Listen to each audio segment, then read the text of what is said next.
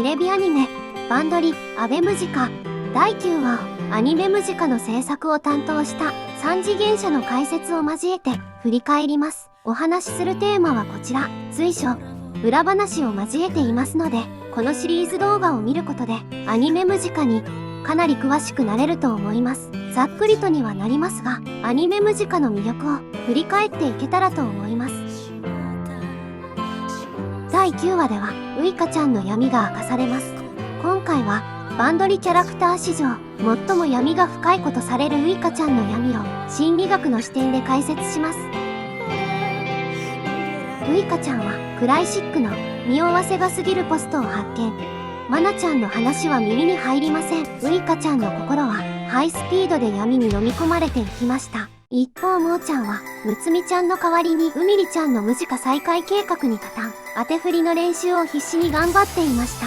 前回の動画でお話ししましたが、モーちゃんにとってムジカの再開は自分が存在し続けるために必要でした。一方ムジカ総指揮のサキちゃんはムジカを再開するつもりはありませんでした。ムジカはむつみちゃんに無理をさせ壊してしまった元凶だと考えているからです。しかし運命は予想外の方向へ。サキちゃんはモーちゃんの当て振り練習をむつみちゃんの本気だと勘違いしてしまいます。サキちゃんはむつみちゃんを追い詰めた罪悪感を払拭できておらず、むつみちゃんが本気であればとクライシック再結成に動き出します。予想外の申し入れに当惑する迷子の面々。予想外の申し入れをした子はもう一人いました。ウイカちゃんです。心理学的にはまず一つ、この行動がウイカちゃんの闇、後半で説明します。ウイカちゃんとアノンちゃんは現役アイドルと大企業の娘がホールスタッフをする名店、羽沢コーヒー店で密会。それはウイカちゃんが壊れてしまうに足る言葉でした。一方ニャムチの状況は次回以降で詳しくお話しします。サキちゃんのクライシック再結成の申し出はバンドに真面目なタキちゃんにとって違和感を覚えるものでした。真っ先に疑ったのは信用できない子ウミリちゃん。必死に頑張るウミリちゃんに運命の悪魔が微笑みました。ムジカ再結成の企ては着実に進みます。必死に頑張っているのはモーちゃんも同じでした。ウミリちゃんは人の気持ちに寄り添うことに慣れていなく、モーちゃんを上手にいたわることができません。しかしウミリちゃんにはこの時ばかりはモーちゃんに構ってもいられない事情がありました。ムジカ再結成にオールベットする覚悟を示すため掛け持ちバンドをやめてきます。一方ウイカちゃんはムジカ再結成を直談判、メンバーそれぞれが必死でした。物語は終盤へ。練習に疲れたモーちゃんは寝落ち、人格の主導権をうっかり手放してしまいます。主導権を取り戻したむつみちゃんはともりちゃんに会いに行きました。クライシック再結成の相談も考えていました。年間パスポート持ちのともりちゃんはむつみちゃんをプラネタリウムデートに誘います。そこで偶然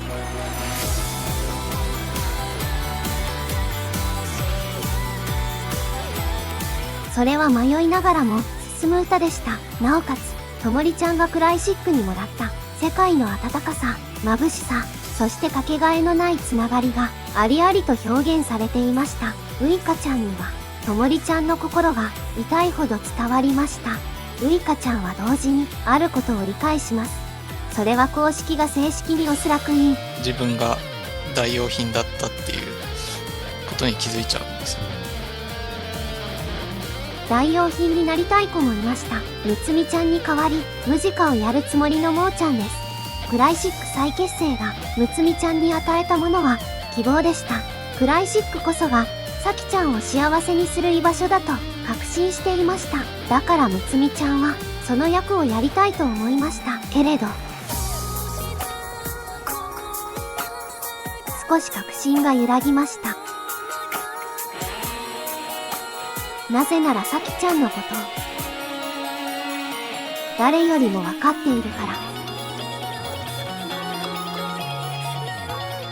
第9話はこの後、クライシック再結成について話し合うサキちゃんと迷子のもとへ、ムジカが居合わせて幕を下ろします。さて今回の動画の趣旨はウイカちゃんの闇の解説です。そのためにまず、ウイカちゃんの生い立ちをお話しします。ウイカちゃんの生い立ちは第11話で、本人の独白を通じて明かされます。この独白は三次元者の意図で客観的な視点が排除され、どこまでが真実かは不明瞭ですが、確かであろうことが一つあります。それはウイカちゃんがサキちゃんの祖父戸川貞治の隠し子であること。詳しくは以降の動画で触れますが、ウイカちゃんの生い立ちを簡潔に表すとこうなります。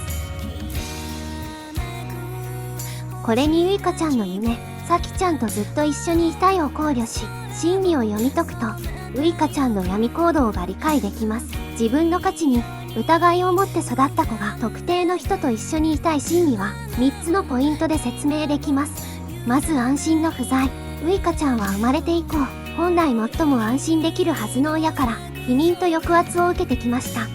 人にはもともと安らぎを与えてくれる居場所を求める欲求があるそうです。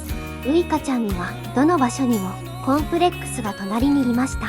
次に排除感。人は社会の中で存在を認められたいという欲求を持ちますが、ウイカちゃんは生まれてからずっと隠された子という排除感の中で育ちます。このような子は人とのつながりに敏感で不安を感じやすい子に育ちます。例えば、相手に嫌われていないか、たびたび確認したり、社会的立場やモラルよりも、相手とのつながりの方を優先してしまうことがあります。最後に模倣。脳のミラーニューロン細胞は、他人の感情や行動を真似ることで、共感や一体感を生みます。排除感の強い子は、せめて他人のように話題、振る舞うことで、関係に溶け込めるかもしれないと考えることがあります。まとめると、ウイカちゃんの数々の闇行動は明るみに出してしまえばただ同情するもの。柿本監督はウイカちゃんをこう語ります。悲しみのドロリス。ウイカは足かせをつけたヒロイン。行動や心情に蓋をしてしまう。そのような子は笑顔の仮面の裏でずっと戦い続けています。本当の私はきっと愛してもらえないという悲しみと、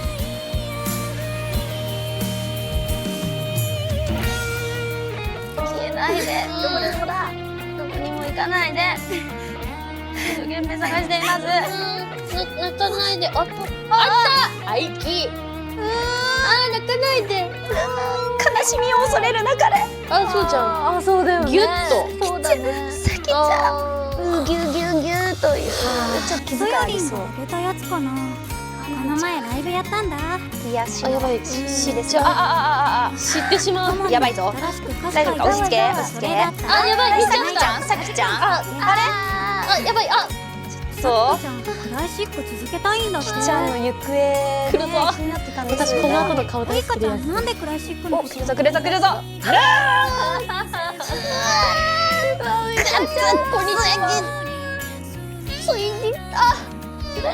辛いよね。ということで、ここのシーンは台本ちょっと読み返してみたんですけど、あの表情のシーンの時に、見てはいけないとんでもない顔って書いてあって、あーって、その時に確かにどんな顔が来るんだろう。見てはいけない。